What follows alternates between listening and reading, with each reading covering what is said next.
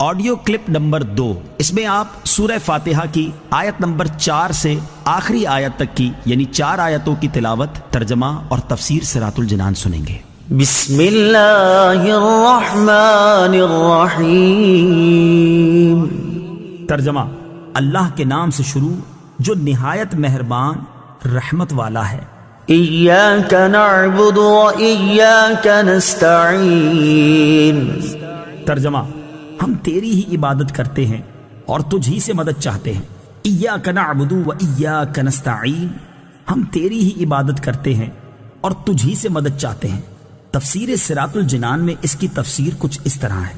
اس سے پہلی آیات میں بیان ہوا کہ ہر طرح کی حمد و ثنا کا حقیقی مستحق اللہ تعالیٰ ہے، جو کہ سب جہانوں کا پالنے والا، بہت مہربان اور رحم فرمانے والا ہے۔ اور اس آیت سے بندوں کو سکھایا جا رہا ہے کہ اللہ تعالیٰ کی بارگاہ میں اپنی بندگی کا اظہار یوں کرو کہ اے اللہ عز و جل، ہم صرف تیری ہی عبادت کرتے ہیں، کیونکہ عبادت کا مستحق صرف تو ہی ہے اور تیرے علاوہ اور کوئی اس لائق ہی نہیں کہ اس کی عبادت کی جا سکے، اور حقیقی مدد کرنے والا بھی تو ہی ہے۔ تیری اجازت و مرضی کے بغیر کوئی کسی کی کسی قسم کی ظاہری، باطنی، جسمانی، روحانی، چھوٹی بڑی کوئی مدد نہیں کر سکتا۔ وَإِيَّاكَ نَسْتَعِينُ، اور تجھ ہی سے مدد چاہتے ہیں۔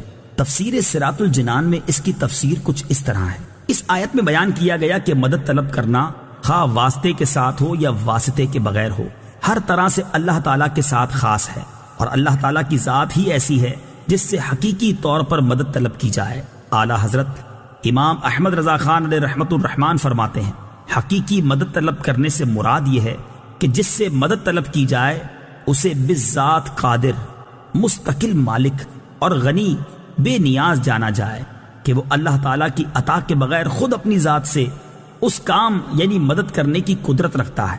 اللہ تعالیٰ کے علاوہ کسی اور کے بارے میں یہ عقیدہ رکھنا ہر مسلمان کے نزدیک شرک ہے، اور کوئی مسلمان اللہ تعالیٰ کے علاوہ کسی اور کے بارے میں ایسا عقیدہ نہیں رکھتا، اور اللہ تعالیٰ کے مقبول بندوں کے بارے میں مسلمان یہ عقیدہ رکھتا ہے کہ وہ اللہ تعالیٰ کی بارگاہ تک پہنچنے کے لیے واسطہ اور حاجات پوری ہونے کا وسیلہ اور ذریعہ ہیں۔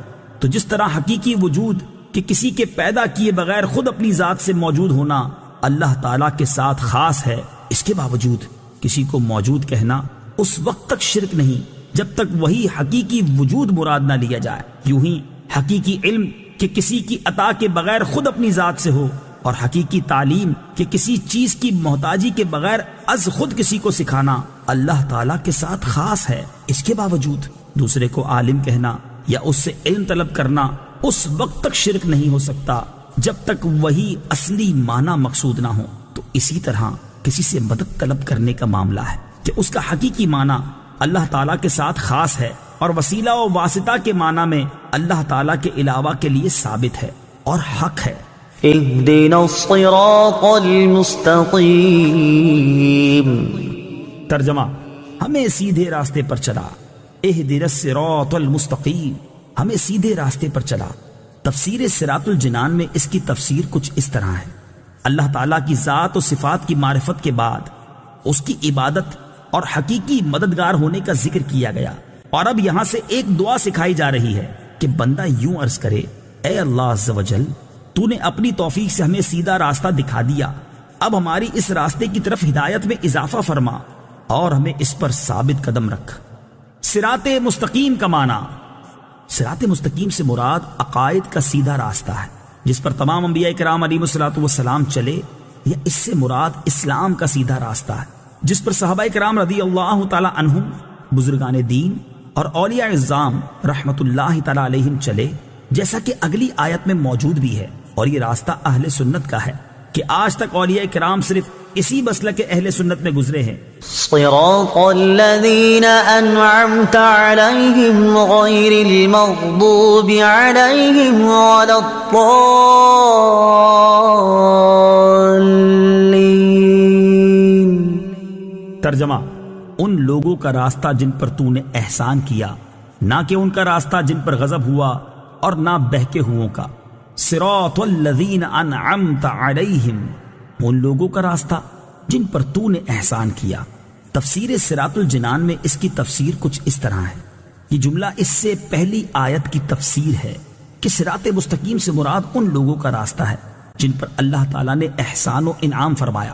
آیت ولداللین سے متعلق شرعی مسئلہ، بعض لوگ ولداللین کو ولداللین پڑھتے ہیں، ان کا ایسا کرنا حرام ہے۔ اعلیٰ حضرت امام احمد رضا خان علیہ الرحمت الرحمان فرماتے ہیں ضاد ضا ذال زا سب حروف متباینہ متغائرہ یعنی ایک دوسرے سے جدا جدا حروف ہیں، ان میں سے کسی کو دوسرے سے تلاوت قرآن میں قصدن بدلنا، اس کی جگہ اسے پڑھنا، نماز میں ہو خواہ بیرون نماز، حرام قطعی و گناہ عظیم، افتراء علی اللہ و تحریف کتاب کریم ہے۔ آمین اس کا ایک معنی ہے اے اللہ عز و جل تو قبول فرما، دوسرا معنی ہے اے اللہ عز و جل تو ایسا ہی فرما۔ آمین سے متعلق شرعی مسائل، نمبر 1 یہ قرآن مجید کا کلمہ نہیں ہے۔ نمبر 2 نماز کے اندر اور نماز سے باہر جب بھی سورہ فاتحہ ختم کی جائے تو اس کے بعد آمین کہنا سنت ہے۔ نمبر 3 احناف کے نزدیک نماز میں آمین بلند آواز سے نہیں بلکہ آہستہ